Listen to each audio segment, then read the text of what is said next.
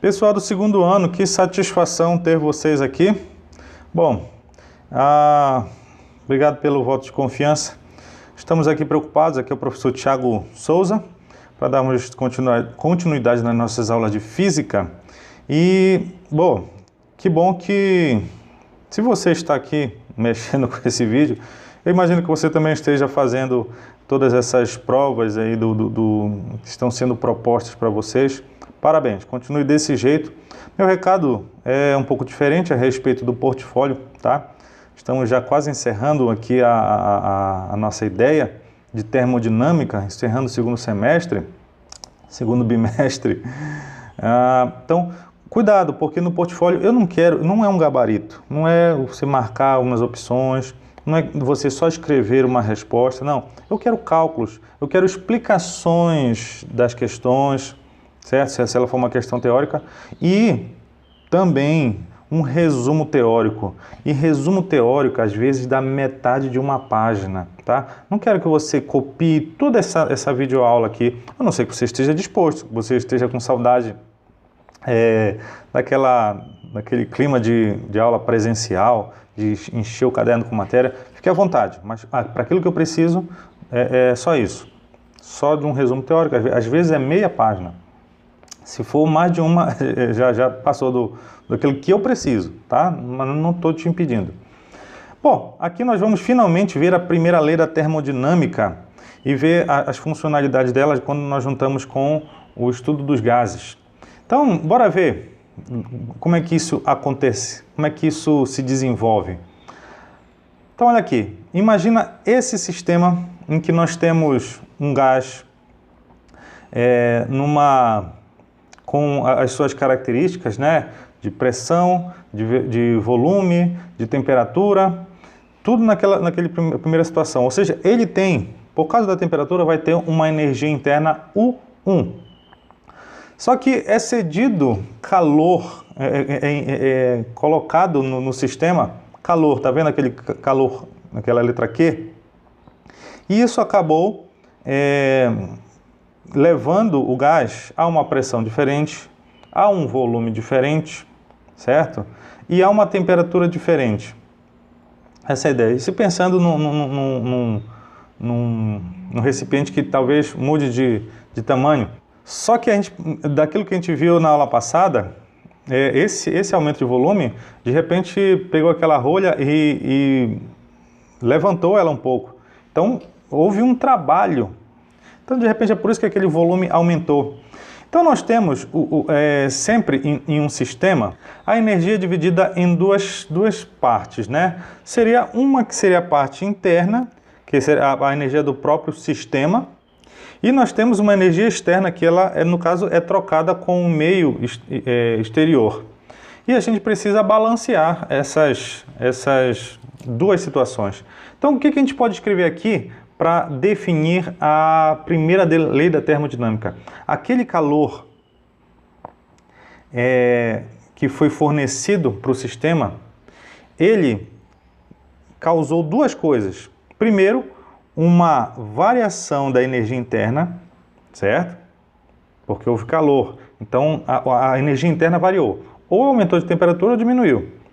E fora isso, esse calor realizou o trabalho. Então, essa aqui é a nossa primeira lei da termodinâmica. Então, nós temos aqui o calor. Na verdade, quantidade de calor.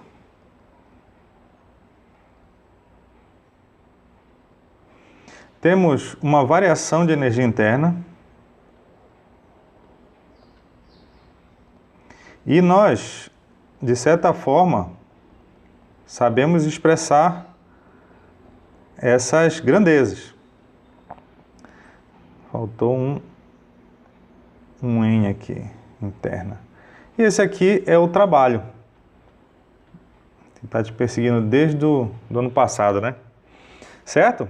Bora fazer algumas análises aqui sobre essa equação.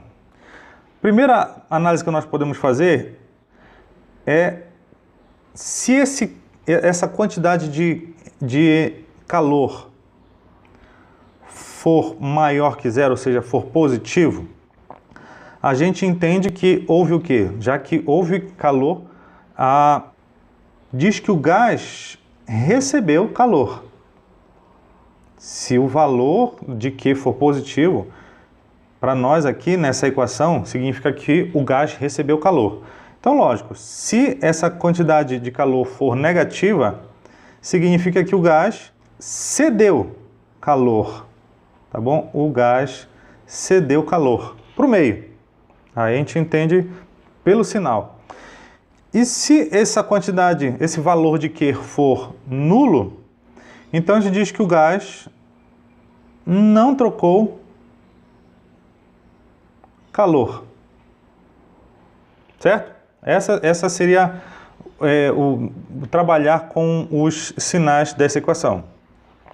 E a gente acaba chamando justamente essa daqui de adiabática, né? Porque não houve troca de calor. Analisando agora o ΔU. Se o ΔU for positivo, a gente só tem uma análise para fazer. A gente reconhece que a temperatura do gás, sabendo que energia interna está diretamente ligada à temperatura. Então, se aumentar a temperatura, significa que houve aumento, houve uma variação positiva de energia interna. Se essa variação de energia interna for negativa, então significa que a temperatura do gás diminuiu. Ou seja, a agitação das moléculas ali dentro diminuiu essa agitação. E se essa variação de energia interna for zero? Então nós dizemos que foi um processo isotérmico. Certo? Não variou a temperatura do sistema. Por fim, nós temos o último lá, que é o trabalho, né? Então, se nós tivermos o valor do trabalho lá na primeira lei, na equação da primeira lei positivo, a gente entende que houve uma expansão. Ou seja, houve um aumento de volume. Então, o gás realizou o trabalho. No caso do valor lá de tal ser negativo, então aqui nesse caso houve uma compressão. Ou seja, o volume do gás diminuiu e aí foi o meio externo que realizou trabalho sobre o gás. E por fim, quando esse valor, né, do trabalho der zero, nós dizemos que nós reconhecemos, né, que não houve realização de trabalho. Entendendo isso, na interpretação das questões fica mais fácil. Bora ver então uma questão?